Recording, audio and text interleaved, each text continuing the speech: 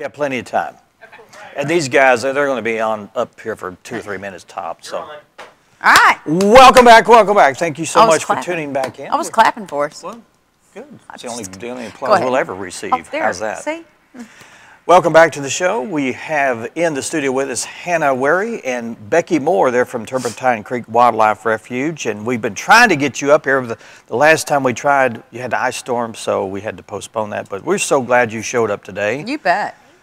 You know, yeah, when we were talking about wanting you to be on the show, I did some research and went to your website and saw all the pictures, and I was delightfully surprised and happy. It's an awesome facility. It's clean. It's well maintained, and you guys are really promotional, trying to get people to come and be a part of what you do there. You want to tell us about Turpentine Creek, kind of like the history of it, how it started? So basically, Turpentine Creek opened up in 1992 as a nonprofit organization. We've been rescuing exotic animals that have been abused, neglected, or abandoned since then.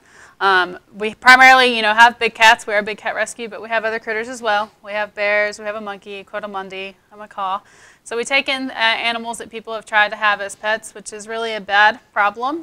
They are predators, first off. They don't realize, I think, what that entails. Yeah, tigers are cute when they're little. All of them are cute, obviously, when they're little and big. But as they get bigger, they are dangerous. They are predators. And Hannah's going to spend some time here in a little bit talking a little bit about cub petting, so I won't really talk about that. Okay. She's going to give you some details about that. But a lot of people think, oh, when they're so small, we can keep them as pets. It's safe, or they'll sadly declaw them. They'll pull their canines. They'll do different things like that, which is detrimental on the animal. And sadly, there are more tigers in backyards in the U.S. than left in the wild. So it is a big problem. A lot of inbreeding. How do people acquire these animals to begin with? So basically breeding facilities, breeding and cub petting, or breeding and exotic pet trade. Is it legal to do that? Yeah, is that legal? That's the problem. There's a lot of loose laws. So every state kind of makes their own law about different things on what you can have, not have. So that's how they cross borders and get to other places. Right now there is actually, it's called the HR 1818 that is trying to get passed. It's a bill that's trying to get passed that would actually make it illegal for different things like that. And so actually on our website, turpentinecreek.org, we have a tab. It's an advocacy tab where you can go on and you can actually send a letter. We have it set up really easily where you can type in your information, your address, your zip code, and it will pull up your congressman that you can send the email to help advocate for this bill to be passed. The Big Cat Public Safety Act is what it's called. Okay. Yeah. So if, bills like that, if we don't know about them, we'll never have the chance to vote. So it's pretty important that people are, if you're concerned, to go in there and be active, right? Exactly. Good. Very much now, you brought some props. We did bring some props. So these are what we call enrichment for the animals. So basically, enrichment helps to keep the animal physically and mentally active since they are in captivity and cannot be out in the wild due to their circumstances and stuff like that. So, for instance, did you take a hatchet to that? No, we did not. So this barrel, this ball, all of these are actually teeth marks and claw marks. Wow. So one of our tigers, Bosco, this is actually his barrel. Mr. Bosco loves this barrel. As you can see, he ripped it open. So obviously when they get tore up like that, we take them out and replace them.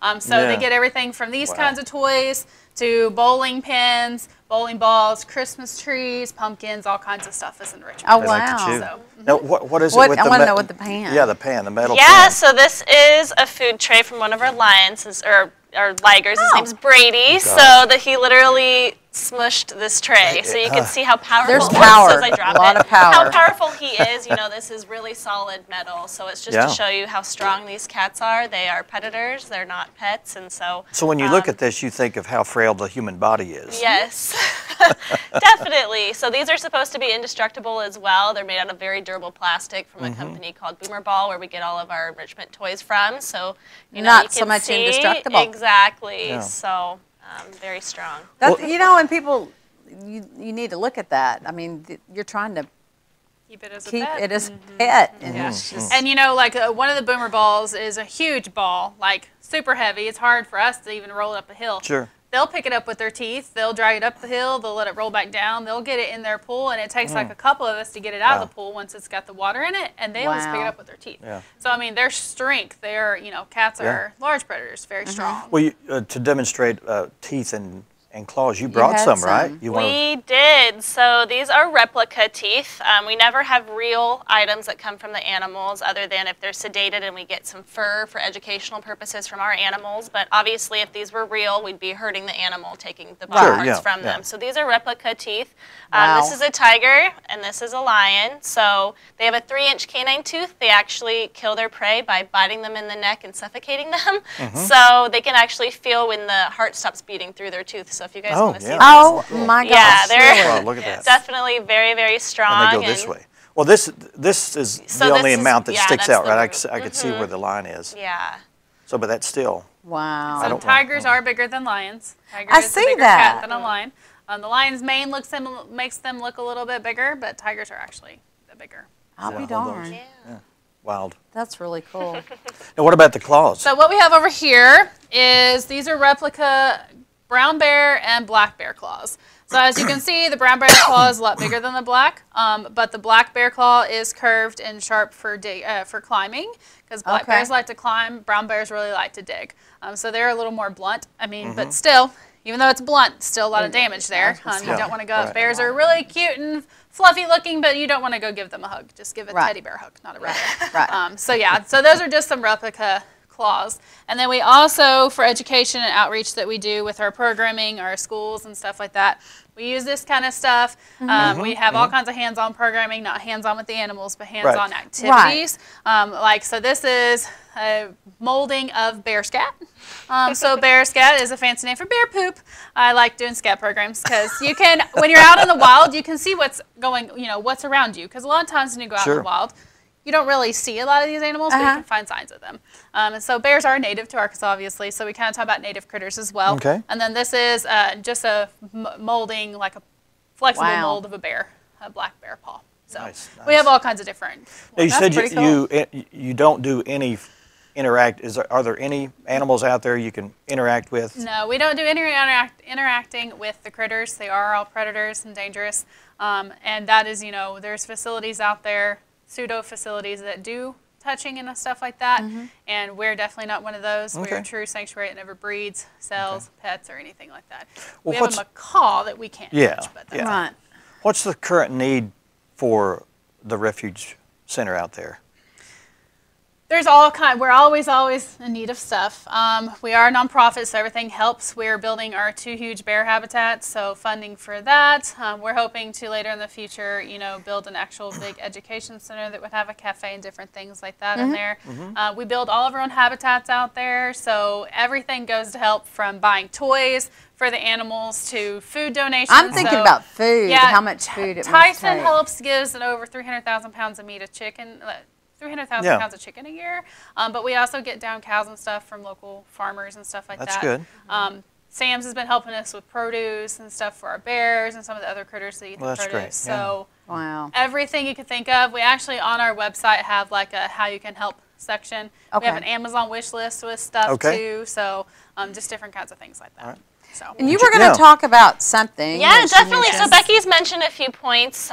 Basically, there's a really big distinguishing between true sanctuaries and pseudo or fake sanctuaries. So we are a true sanctuary. As Becky mentioned, we do not buy, sell, breed, or trade any of the animals, and also have no physical contact.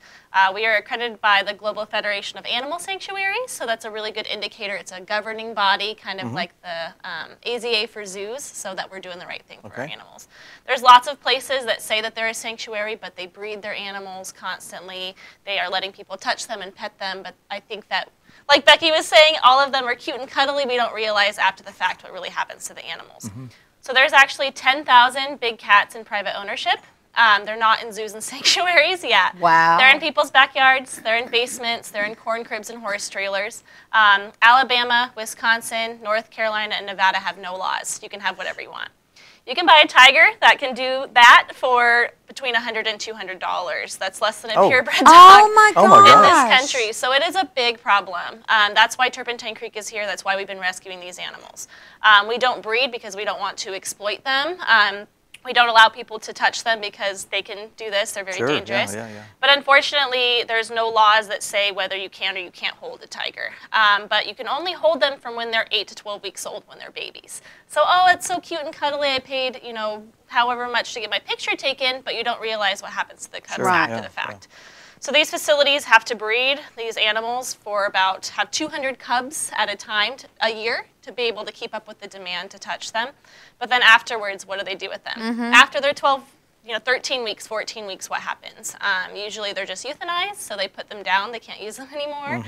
They're sold to roadside zoos or circuses, or they're just kept in, you know, small cages and that sort of thing. Which is so sad. Yeah. Do you ever get contacted by people that have these animals that want to donate them to you, or? That's how we get our rescues. Yeah, so your rescues, rescues, for the most part, they they will contact us, and they're like, oh, we've made a bad mistake. But we also rescue from other facilities or rehome as well.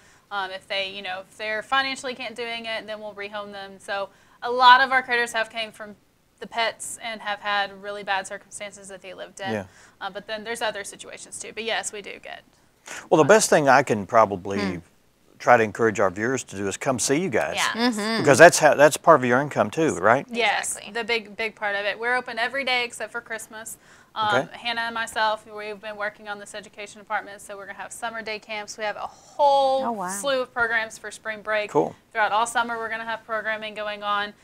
In the future, I want to be able to do themed birthday parties and things like that. So everything like that helps the money for the refuge to help take care of these Now, guys. I know that I haven't looked for recently, but y'all have tree houses that you can rent to stay in, right? We have lodging. So we have a tree house, and then we've got 5 lodges, 2 suite rooms, and 2 glamping tents that are like yours. And we have 6 campsites as well. If you go to the website, you get to see some inside photos. They're awesome looking. You can see the pictures of them. You can reserve online, all things like that. So. Tell people where you're located. So I don't know which camera I'm supposed to look at. This one right here. There, all right. We are located just outside of Eureka Springs, 7 miles down Highway 23 South. Our address is 239 Turpentine Creek Lane. So you can come visit us every day that you want to. We're open. Our hours change with like the summer hours. So basically when time changes, we will be open from 9 to 6. Right now we're still 9 to 5. And our tours our walking tours are every hour on the hour, from 10 to 3 right now, and then we have a riding option from 10:30 to 2:30. Okay. And that just what's general admission? It is $20 per adult, and then military, veteran, senior 65 and over, and kids 4 to 12 are $10, and then teens 13 to 19 are $15. Okay. We have group rates as well. Good. So. Okay. Good. Yeah. I would suggest they just call you and talk definitely. about that. Yeah, it's kind of a whole bunch of different numbers. But Definitely. Right. Yeah, come out and see us. It's a really great experience, and I think you come out there expecting just to see, tigers and lions and that sort of thing, and you come back just completely, understanding why this is such a problem, but also what we can do as people to help them. So, Right. Yeah. Right. Well, we so much appreciate you trekking over this you. way. Yeah, appreciate you definitely. very much. And for we'll have bringing you. your goodies. Yeah, and hopefully Tiger you'll come toys. back sometime. Of course. Yeah, All right. thanks for having us. Thank you very much. Thank you. Up next, we're going to be talking with Glenn Redding and Troy Burleson. They're going to be talking about Men in Black and that organization and what they do for not only the local area, but they've been doing some things for hurricane victims in Puerto Rico and also in the Gulf of Mexico. We'll be finding out all about that in just a few minutes. Stay with us. You're watching 6.